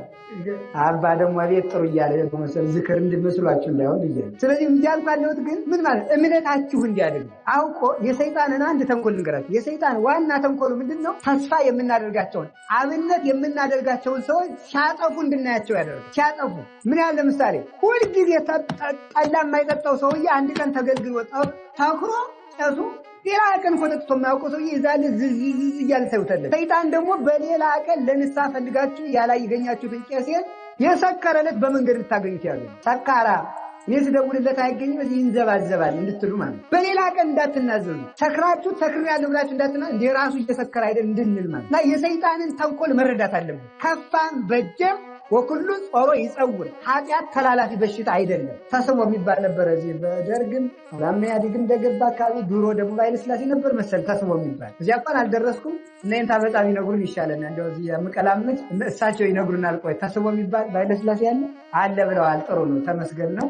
ከውሸት አድነውኛል ማለት ነው። እሳቸው በዛ ጊዜም ደርሰዋል ብዬ ነው። ሽማግሌ አጥፋ እግዚአብሔር። ስለዚህ ምን ልላችሁ ፈልጌ ነው ኃጢአት ተስቦ አይደለም ስላችሁ ምን ማለት ነው? ካህኑ ኃጢአተኛ ቢሆን በካህኑ ቡራኬ በኩል የካህኑ ኃጢአት ወደ ሕዝብ አይተላለፍ። ለእናንተ በረከቱ ይደርሳል፣ ለሱ እርግማኑ ተቋጥሮ ይቀርለታል። ኋላ በሲኦል ላይ አያርግብን። ግን እሺ ለእኛም ጸልዩልን። በዚያ ስላላችሁ የታባቱ መንጋቄ እሱ ሰዓቱን ይገባል እየተሳልምኩ ጸድቃለሁ ማለትም ደግሞ አይደለም። ለእኛ መጸለይ ነው። ተጋግዘን መጽደቅ ነው ያለብን። እየተነቃቀፍን ከምንጠፋ እናንተም የአባቶቻችሁን ገመና መሸፈን እኛም ደግሞ የአቅማችን መፍጨርጨር ድካማችን መተጋገዝ። ነቃፊዎች አትሁኑ፣ ተሳዳቢዎችም አንሁን አላችሁ። እግዚአብሔር ከሁላችን ጋር ይሁን። ካህናት የማን እግሮች ናቸው? እናንተስ የማን እግሮች ናቸው? ይሄ መስቀል የማን እግር ነው? አሁን መስቀሉን ስትስሙ የማንን እግር እንደሳማችሁ ተምትቆጡ የዚያን ያህል አምናችሁ ነው መሳል። ጳጳሱ የያዙት መስቀል ሊሆን ይችላል፣ ፓትርያርኩ የያዙት ሊሆን ይችላል፣ መርጌታም የያዙት ሊሆን ይችላል፣ ቆሞሱም የያዙት ሊሆን ይችላል። ገጠር ደግሞ እንዲሁ በቡታንታው እየጎለጎለ ያለው ቄስ የያዘው መስቀል ሊሆን ይችላል። አንድ ነው። ያንን ስትስሙ የክርስቶስን በቀር እንዲሁ በቃ እንደዚህ እንደኔ ክብስብስብስ ያለ ካባ ለብሶ እንደዚህ ያሉትን ስትሳለሙ ትልቅ በረከት። እንዲሁ ደግሞ ያፉ ሀገራቸው ላይ በጭቃው ላይ የበቀለባቸው ቄስ አይናት የማምላክ የገጠር ቄስ እኮ ነው አርጎ ደስ የሚለኝ ያሳይ። የገጠር ቄስ እኔም የገጠር ልጅ አይደለም። ቻርን ቆይቶ ሲጎለጉል ቆይቶ ሲቀድስ እጣኑ ገና ከሩቅ ነው የሚሸጥ። ቤተክርስቲያኑ 7 ቀን ሳይታጠብ ሰርቶ ይሸጣል። ለምንድን ነው ስንበል መሰላችሁ? ደግ ነው በእውነቱ የገጠር ቄስ ማለት በደግ እንዲያው ቢጠጣ ቢበላ ዝም ብሎ በቃ እንደዚያ። የከተማው ተንኮለኛ ነው ግን አላልኩም። እናንተ እኮ ነገረኛ ናችሁ ልታጣሉ ነው ማለት ነው። ስለዚህ እየተነጋገርን ያለ ነው ምንድነው? አው በየዋህነት ሁሉን ስለሚያደርጉት ነው። ሁሉንም በደግነት ስለሚያደርጉት እና ያንንም ስንሳለም የክርስቶስን እግር እየሳምኩ ነው። ሱቅ ላይ ሱቅ ላይ እምነት ነው። አያችሁ፣ ይሄ መስቀል ሱቅ ላይ ከሚሸጠው መስቀል የሚለየው በካህኑ እጅ በመዋሉ የተነሳ የክርስቶስን እግር እየሳምኩ ነው ብለን በሚቆጥረው በህሊናችን ልልና ነው የሚወሰነው እንጂ ይሄን እኮ ሱቅ ላይም ገዝታችሁ ቤታችሁ መስቀል ትችላላችሁ። አንድ የመስቀል እኮ ሱቅ ላይ አለ። መስቀሉ ረድኤቱን የሚያሳድርባችሁ በእናንተ የእምነት መጠን ነው። በዚያ ከሆነ በቃ ይሄንን መስቀል አሁን ቆይ ልንገራችሁ እስኪ አንድ ጥያቄ። ዛሬ መድኃኒዓለምን ብታገኙ ልክ እንደዚያ እንዲያው የጨርቁን ጫፍ ብዳስ ድናለሁ እንዳለች ወይም ደግሞ በንባዋ እግሩን አጥፋ በፀጉሯ እግሩን በሙሉ መዝምዛ ይቅርታ እንዳገኘችው ዛሬ ምንም ክርስቶስን እግሩን አግኝቼ እንባዬን እግሩ ላይ አፍስሼ በፀጉሬ ደግሞ እግሩን አብሼ እንዲሁ ዛሬ ቤቴን ብመለስ ደስ ይለኛል የምትሉ እጃችሁን አውጡ በሉ እንጂ አትፈልጉም? ናው ክርስቶስን አግኝታችሁ ዛሬ እግሩን ላይ እንዲሁ እግሩን ሳም አድርጋችሁ ብትሄዱ ደስ አይላችሁ?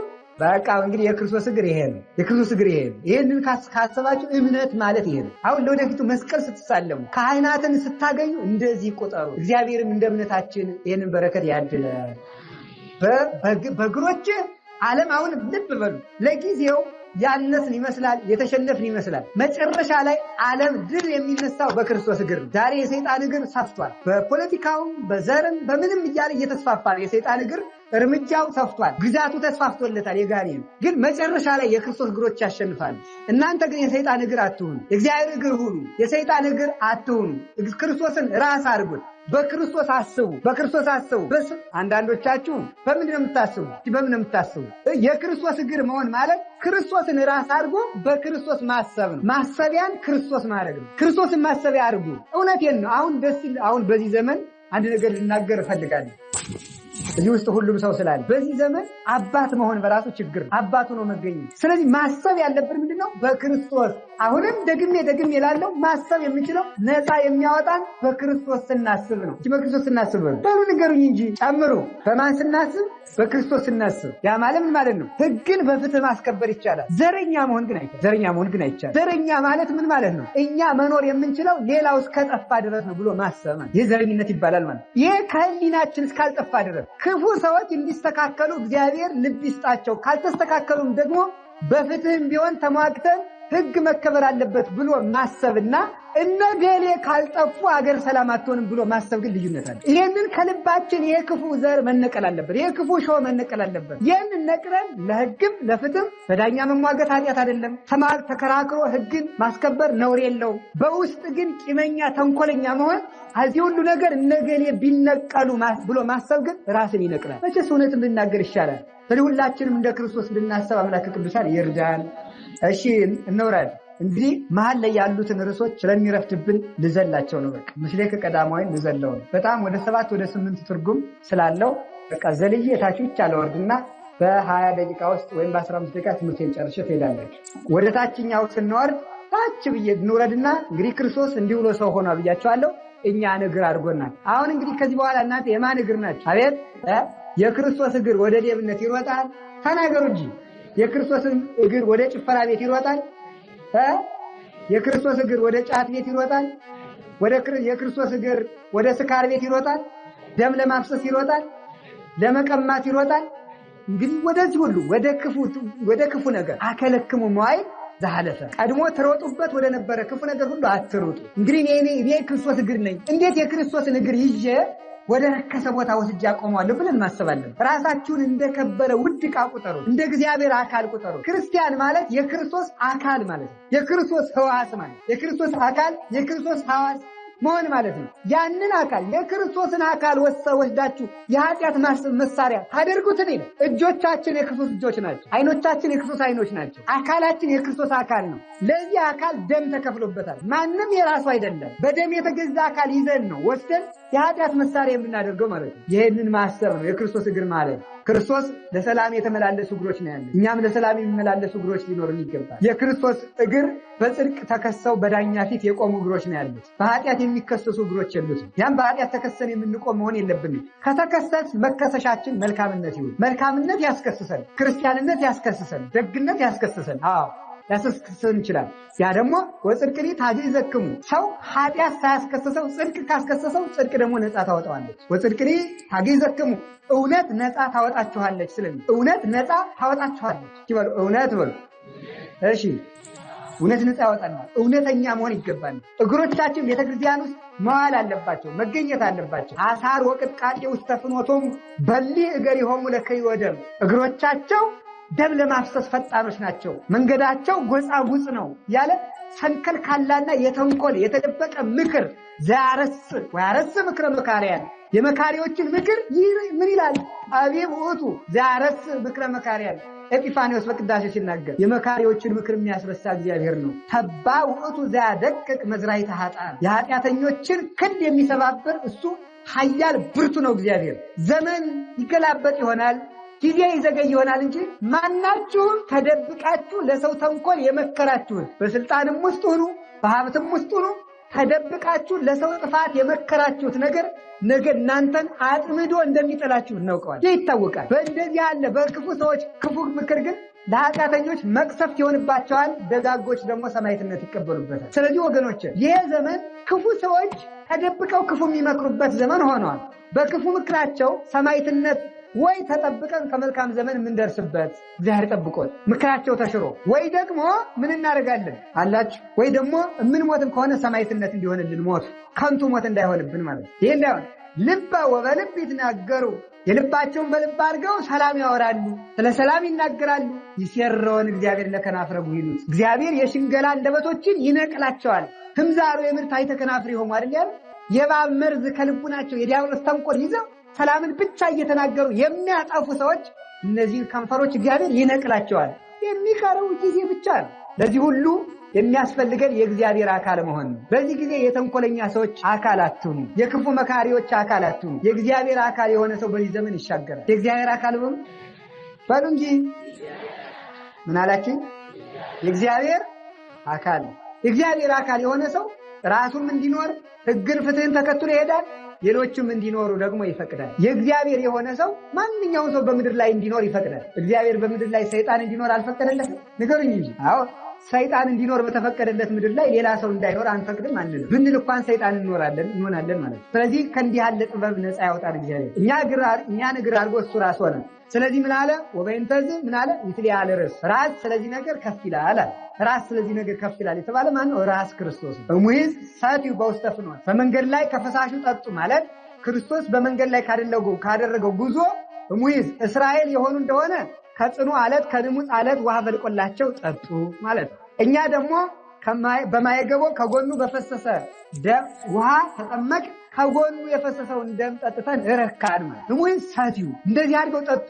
አንድም ሀብተ መንፈስ ቅዱስን በቤተ ክርስቲያን ተቀበሉ። የጸጋ ጥም ተቆረጠላቸው ለክርስቲያኖች። ወበይንተዝ ይትሊአል ራስ ክርስቶስ እግሮቹ ክርስቲያኖች ተጠምተው የነበሩ ደሙን ጠጥተው እንዲረኩ፣ ጎስቁለው የነበሩ በማየገቦ ከጎኑ በፈሰሰ ውሃ ታጥበው በደሙ ታጥበው እንዲቀደሱ፣ ሀብተ መንፈስ ቅዱስን ተራቅተው የነበሩ እንዲለብሱና ሀብተ መንፈስ ቅዱስን ተቀብለው የደረቁ ተክል የነበሩት እንዲለመልሙ ሊያልርስ ስለዚህ ክርስቶስ ከፍ ብሎ ተሰቀለ ማለት ይህንን ሊሰጠን እሱ ከፍ ብሎ ተሰቀለ። ክርስቶስ የተሰቀለው እኛን እግር ለማድረግ ነው። ከፍ ብሎ ወደ ላይ የተሰቀለው ራስ ከፍ ሲል እግር እንደሚከተለው እሱ ወደ መስቀል ሲወጣ እኛን ወደ መንግስተ ሰማያት ከፍ አደረገን። ወበእንተዝ ይትሊአል ራስ እምከመተለ አልኩ እስብ ኩሎ ሀቤ ራስን ወደ ላይ ስትስቡት እግር እንደሚከተለው ክርስቶስን በመስቀል ወደ ላይ ሲስቡት እሱ ደግሞ እኛን ወደ ሰማይ ሳበን። እኛን ለመሳብ እምከመተለ አልኩ አነ እስብ ኩሎ ሀቤ እኔ ከፍ ብዬ ተሰቅዬ እናንተን እስባችኋለሁ ብሏል። እሱ የተሰቀለው እኛን ለመሳብ ነው፣ ሰማያዊ ሊያደርገን ነው። ከእንስሳነት አውጥቶ ሰው ከሰውነት በላይ መልአክ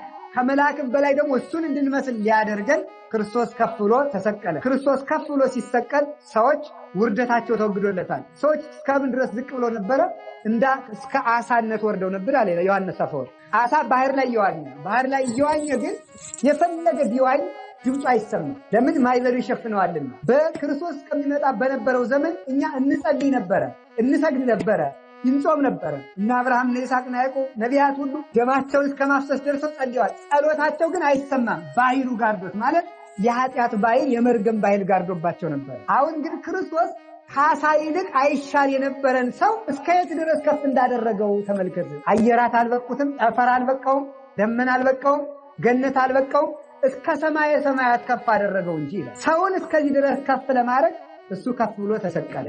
አንድም ይሄ አየራቱ ይሄ ለጣዖት በሚቀርበው ጢስ አሁን ኢትዮጵያ ውስጥ ጣዖት አባይ ባሙ እያስገበረ አባይ ራሱ ይታዘባቸዋል። አባይ እኮ ከገነት የሚፈስ ወንዝ ነው። ከገነት የሚፈሰውን ወንዝ ዶሮ ረዱልኝ ብሏቸዋል። በግረድ ብሏል።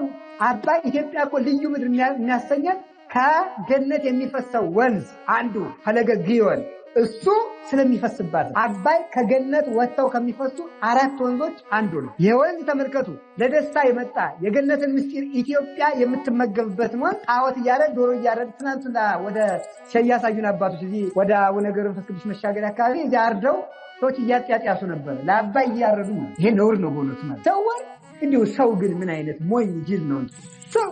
ኢሳይያስ እኮ ይላል ውሃውን ስትፈልግ እያፈላኸው ቀርተህ እየጠጣኸው በቦይ እየመራው ለወንዝ ታርዳለህ። በቧንቧ እያንሸረሸርከው ገብተህ እየታጠብክበት እሳት አንድነት ቱክ ቱክ አድርገህ እያፈላኸው አንተ ለምትሰራው ለምታፈርሰው ውሃ ለእንጨት የምትሰግድ ምንድን ነው አንተ? ወይ ሰው አለ ኢሳይያስ እኮ ሲናገር ነብዩ ኢሳይያስ ሲናገር አይሰው ጅሉ አይሰው ሞኙ እንዴት ያደርጋል አለ። ግማሹን አንድዶ ይሞቀዋል አለ።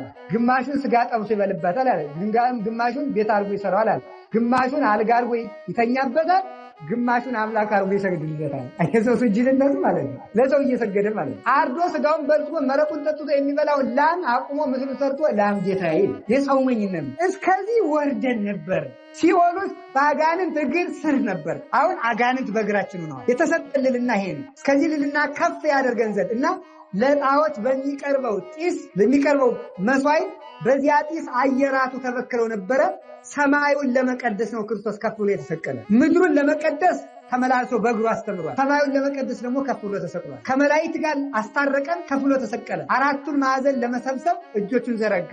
ምድርን ለመቀደስ እግሮቹ ተቸነከሩ። ሰማይን ለመቀደስ ደረቱ ተወጋ። ይህን አድርጎ ምድርና ሰማይ 4ቱን ማዕዘን ሁሉ ቀድሶ አስረክቦናል። አሁን ወንዙ የእግዚአብሔር ነው። አሁን ወንዙ የእግዚአብሔር ስለሆነ ባህሪ የእግዚአብሔር ስለሆነ ከዲያብሎስ ወንዝ ጭምር ነፃ ስለወጣ እናታችን ቅድስት ክርስቶስ ሰምራን የነበሩ የመሰሉ ቅዱሳት አንስት 12 ዓመት ባህር ውስጥ እየተቀመጡ ባህሩን የቅድስና ከተማ አድርገውታል። ተራራውን ተቀድሰውበታል። ዛፉን ተቀድሰውበታል። ዋልድባ ውስጥ አሁን ዛሬም ይደረጋል። ዋልድባ ውስጥ ተጋድሎ መጨረሻ ላይ በገድል የጸና መነኩሴ የሚያደርጋል ትልቁን ግንድ ይጠርበዋል። ዛፉን ትልቁን ወይራ ወይም ሌላ ትልቅ ዛፍ እንደቆመ ሳይቆርጥ ይቆረቁረዋል። ራሱን በሚያስገባ አምሳል ነው ልክ ማለት በቆሙ ይጠርብና እዚያ ውስጥ ገብቶ ቁጭ ይላል። አይወጣም።